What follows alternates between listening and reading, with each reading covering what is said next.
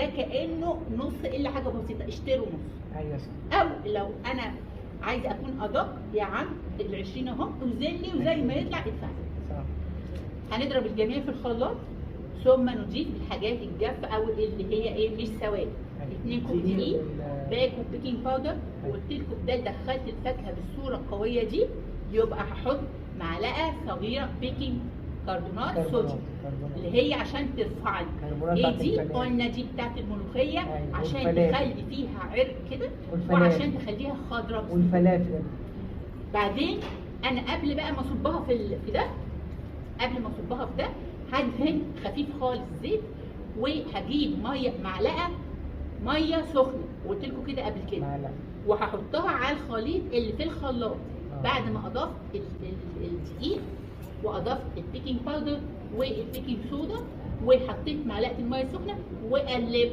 ما ضربتش خلاط تاني، خلي بالك، لان انا لما بضرب خلاط تاني انا بخلي فيها عرق. لا هي مره واحده. يعني الحاجات السايله هي اللي اتضربت. خلاص.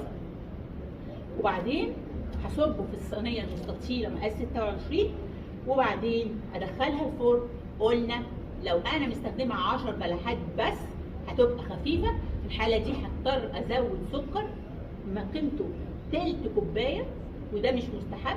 لو انا عملت ال 20 بلحه واكتفيت وعملتها فعلا وطلع طعمها تحفه وما هياش نقص بسكر خالص ومفيده وصحيه ان شاء الله. ولما كمان قطعتها 20 فكأن اي بني ادم بياكل بلحه.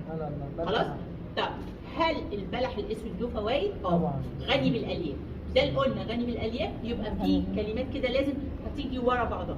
اول حاجه ان هو هيمنع اي امساك. تاني حاجه ممكن ان هو يكون مفيد جدا في ان انا ما جوعش بسرعه، ودي جايه هنا في ايه؟ في ان هو ممكن يستخدم في الحميه او الرجيم او الدايت. يعزز صحه الجهاز الهضمي قلنا عشان بيمنع الامساك، ينظم حركه الامعاء، وفي فيتامينات ومعادن ضروريه، حديد حيث يقاوم فقر الدم، ويحتوي على بوتاسيوم ومغنيسيوم. طبعا عارفين البوتاسيوم فايدته ايه وعارفين المغنيسيوم فايدته ايه. يمد الجسم بالطاقه والسكريات الطبيعيه، ونحط مليون خط تحت الطبيعيه. انا حطيت 20 بلحه فقط. به مواد اكسده تدعم المناعه وتحمي الخلايا من التلف. به حمض الفوليوريك وده مفيد للحوامل وضروري لنمو الجنين، ومفيد للي هم بدأوا ياكلوا الرضع اللي هم طالعين بقى من الرضاعه. هو